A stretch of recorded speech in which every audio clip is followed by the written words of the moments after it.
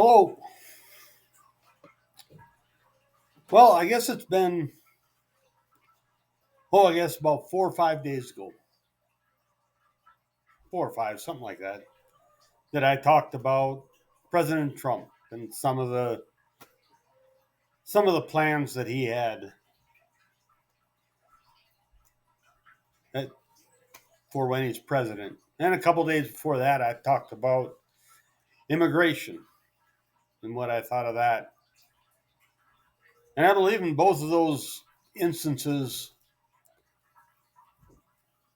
and in other videos, I've said, you can make all the policies you want, but if you don't put teeth to them, they're worthless.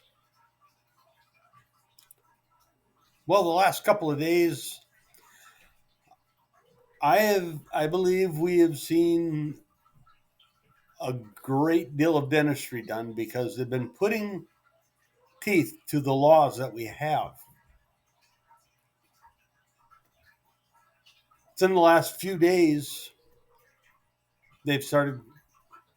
ICE has been going around picking up undocumented aliens that are in this country and broke our laws again and again, not just coming across the border, but they've they've started with the most dangerous ones that come into our country and commit murder, commit rape.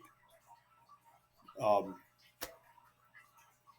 we even had some gangs come into Colorado and take over apartment buildings. Well, we've started seeing some of them rounded up.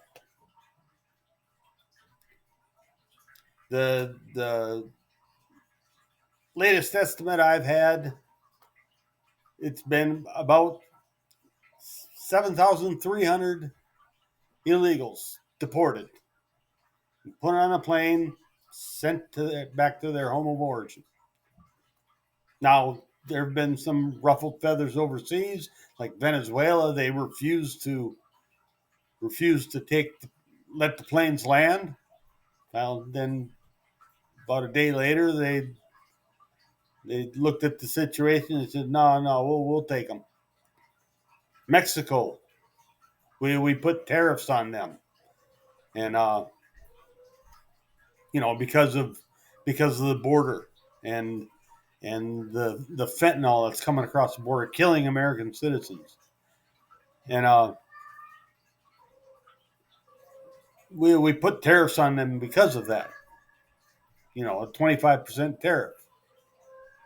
Well, they said, well, we're going to put tariffs on your stuff, but then they realized that, well, American trade with their company or with their country is about 73% of their economy,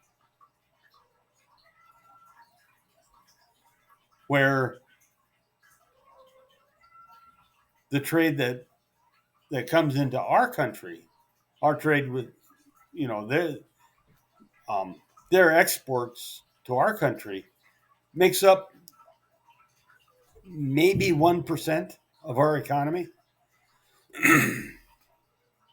Now, you put a 75% tariff on products coming from Mexico. We got the whole world to trade with, and they're going to say, "Well, we'll put tariffs on our stuff or your stuff coming into our country." Well, they're going to be putting tariffs on about 73% of their economy. Where if we put tariffs on their stuff, well, the trade with us makes up 73% of their GDP. So the cost of living in Mexico is going to get really bad, really quick, really high, really quick. Of course, Canada did the same thing. We put tariffs on them. And trade with us makes up about 67% of their GDP, where it makes up about 2% of our GDP.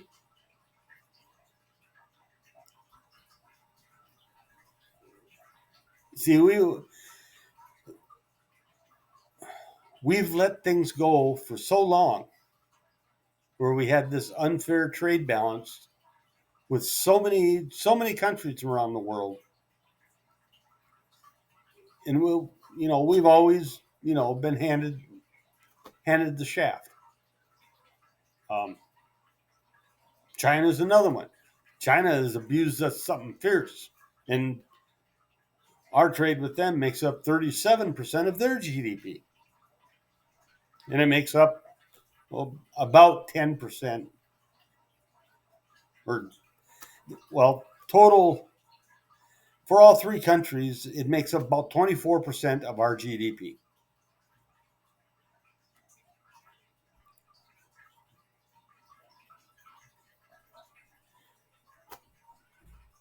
So what's going to come of it? Well, we've already seen within 12 hours of the tariffs going into effect,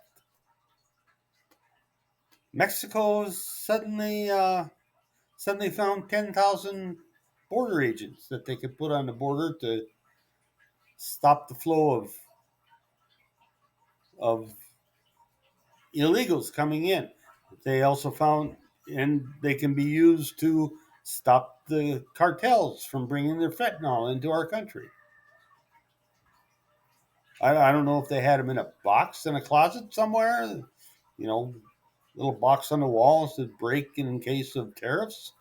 Um, but it's funny how they all of a sudden, poof, came up with all these border agents that they could actually give a purpose to.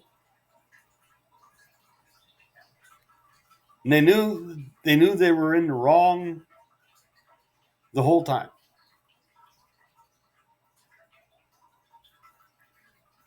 So I don't see where they should be too surprised that, America finally said, enough, we've had it. You know, fix your country, send them all back. If you want to complain about your country, well, fix it.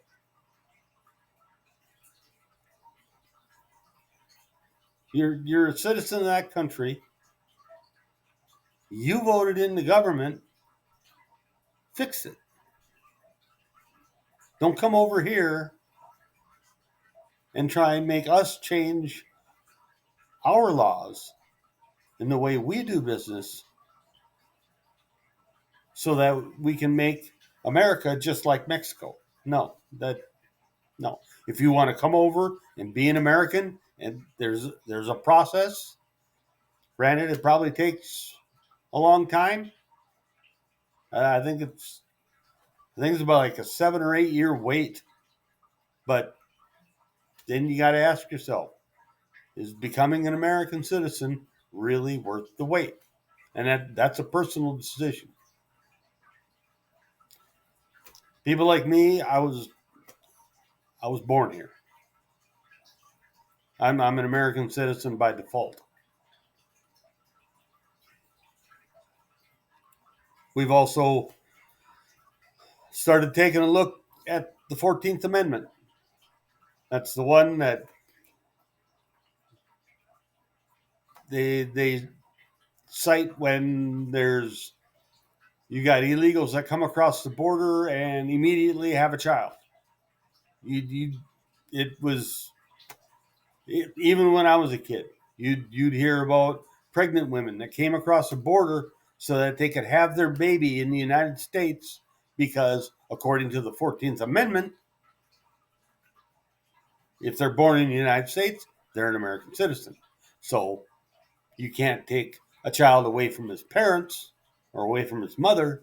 So the mother gets is able to stay in the United States. Well, happen to have the United States Constitution right here. And you look at the amendments,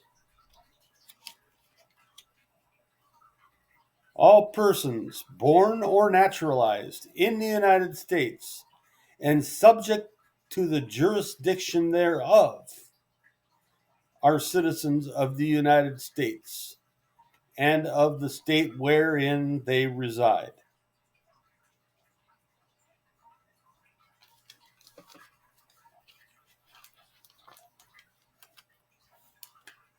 And subject to the jurisdiction thereof. Which means that just because you're born here doesn't mean that you are subject to the jurisdiction of the United States. See, the 14th Amendment, let's see, when was it? 14th Amendment ratified July 9th, 1868. Hmm. What happened in the 1860s? Oh, that's right. We had that squabble.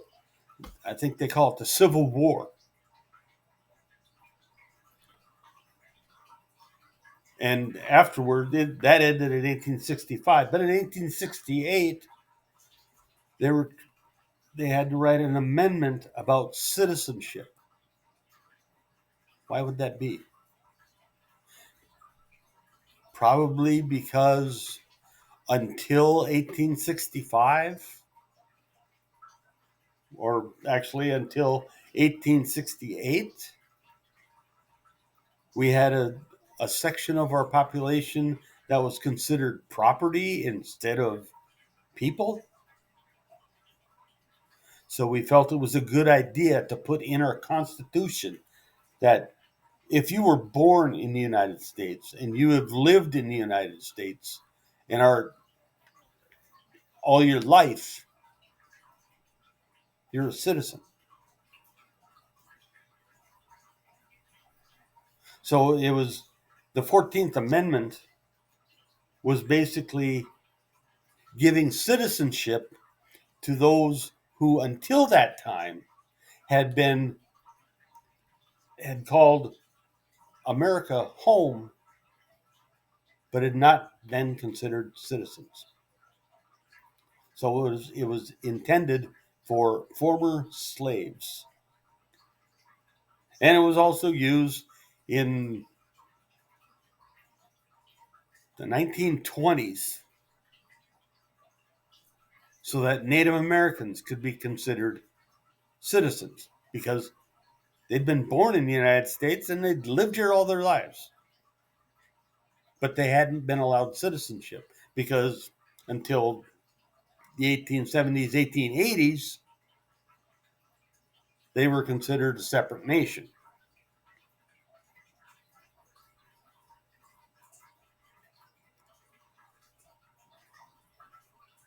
See, that's where if you give people a long enough time to ponder over things, they'll find a way. There's they'll find a way around every law. I don't think there is a way to write a law that people will not be able. It's like the internet. If you create a fantastic new app or some program, give it enough time, someone will come along and find a way to abuse it. That's just, you know, human nature. We love to get in trouble, and we do it well.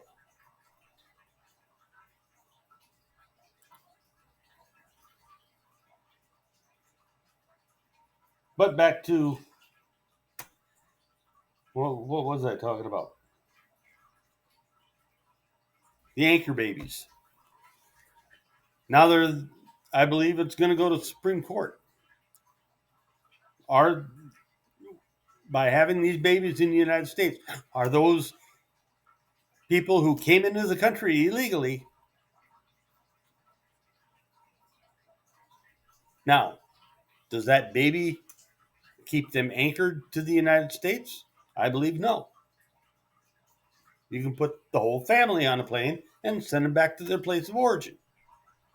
And it's not like we're mistreating them. We're just putting them on a plane and saying, you go home now.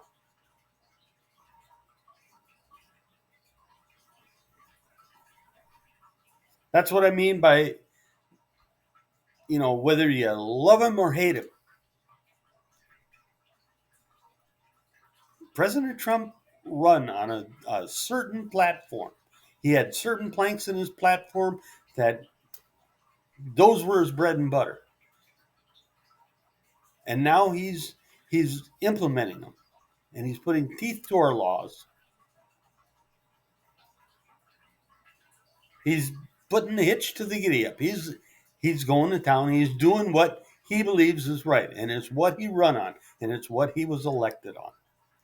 If you don't like it, well, then you run for president next time. I I mean, as far as the Democrats are concerned, the field is wide open. I honestly cannot come up with anyone in the Democratic Party that I would even want to run.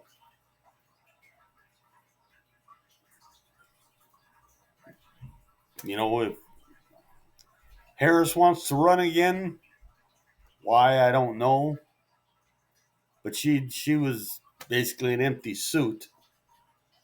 She had nothing to run on. Hillary Clinton will end up with another Biden. Mind will be so addled by the time she gets halfway through her presidency, you might as well just put a sign on the door, vacancy. Gavin Newsom. Well, gee, look at all the great things he's done for California. Let's get him in office.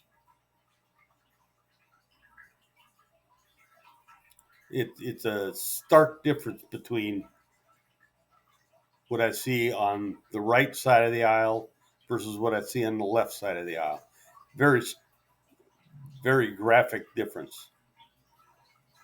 On the right side, you got DeSantis, you got J.D. Vance, you have Kristi Noem. Uh, those are three I can mention off the top of my head. Very competent, very, very well thought out people. Know what they believe, know what they want for our country, and are not afraid to express that and to attempt to bring it about.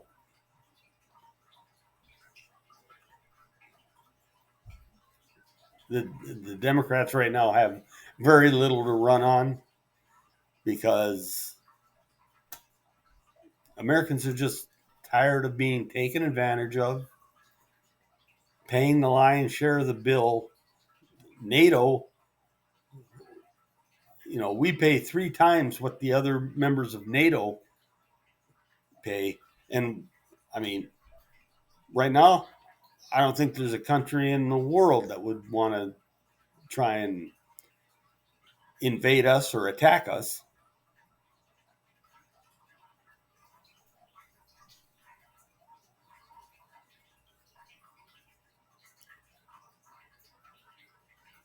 Canada, they depend on us for their defense. That's why they have next to nothing for our military.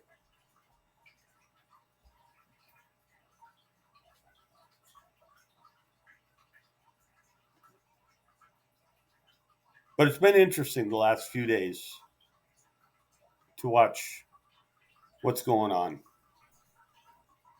Venezuela, at first they said, "Well, we're not going to take your, we're not going to allow the planes to land." And then we started saying, "Oh, really?" And then, "Oh, well, okay, we'll let them land."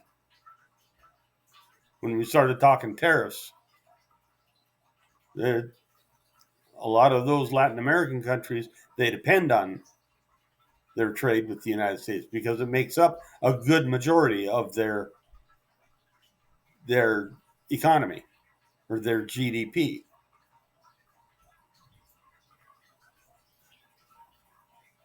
Suddenly, Panama is starting to play ball. There because China has been in there, basically took over the Panama Canal. Well, the U.S. uses that Panama Canal quite a bit, and the United States built that canal, and then Jimmy Carter gave it away and said, "This is for the Panamanian people." Well, then the government of Panama basically gave China carte blanche to the Panama Canal. That's not what we gave it to the Panamanians for. We gave it to the Panamanians for the Panamanian people, not for the Chinese people. So, well, you fine, we'll take it back. Or if Panama wants to keep it, well, then they better start using it for what it's intended. The United States built it for the world to use, not just China to take advantage of.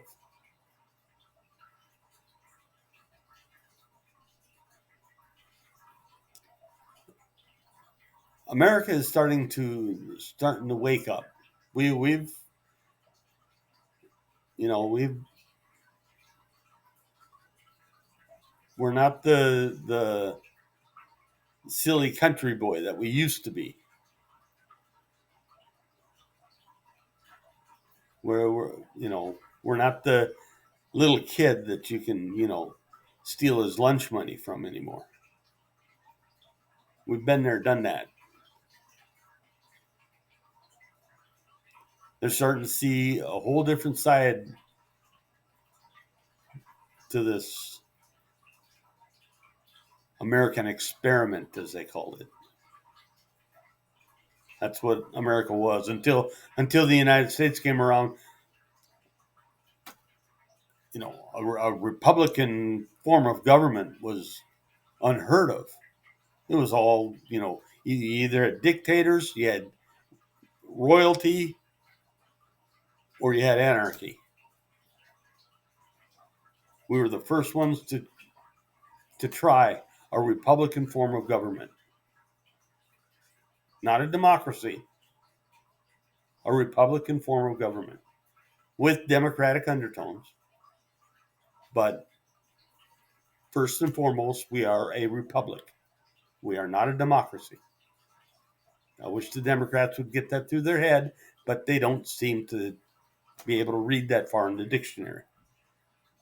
But we are a republic.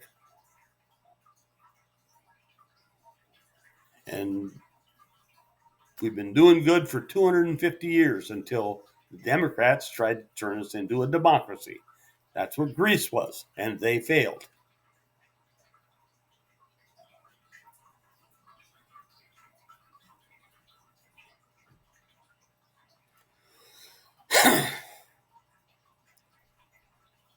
But now it's going to be interesting the next few days to see what's going to come about. Because a lot of people are saying, well, so do we have 4 more years of America like this, or do we have 12 or more years of America like this? Because right now, I don't see anyone on the left that could hold a candle to making America great and making the American people happy than the Republicans right now. There's nobody on the left that I can see. Unless you just want to be communist or socialist. Because those are your alternatives.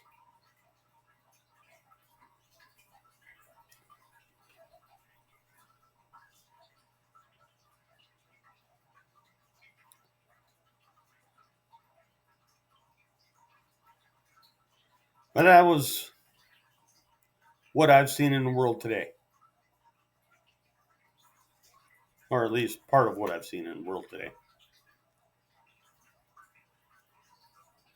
I'm interested to see what tomorrow brings.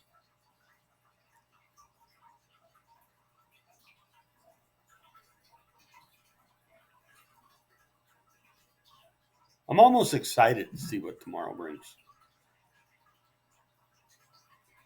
We're America's rough. Well, Trump is ruffling a lot of feathers right now,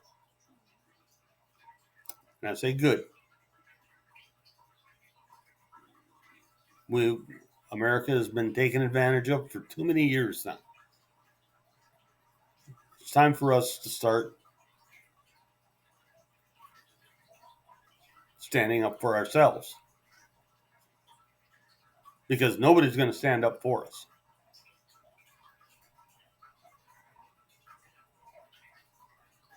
We've seen that. That's been demonstrated many times.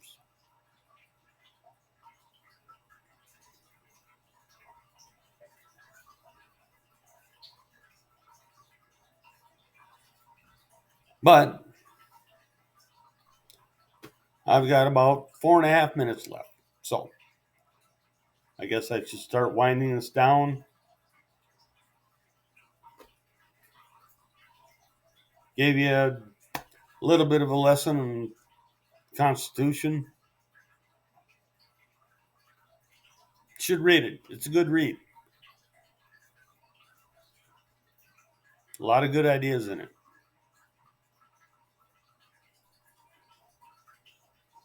But if you read the Constitution, you can't stop there. You know, you got to go on to the Federalist Papers. You got to go on to, you know, the people's ratings. The people who wrote the Constitution, they wrote outside of Madison, Adams, Jefferson.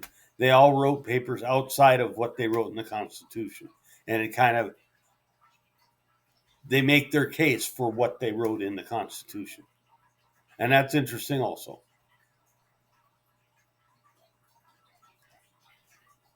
But speaking of that, I guess I'm gonna get to my reading and writing.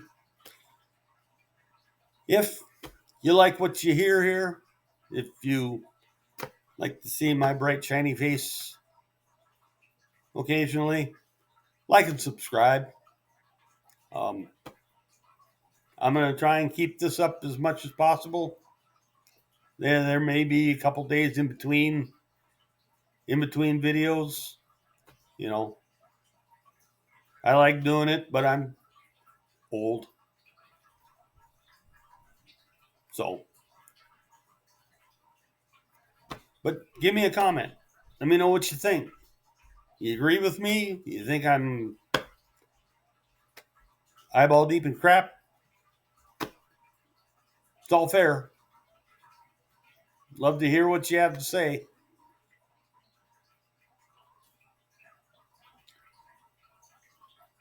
But I guess until that time, I'll let you go. Let you ruminate on what I passed on here, and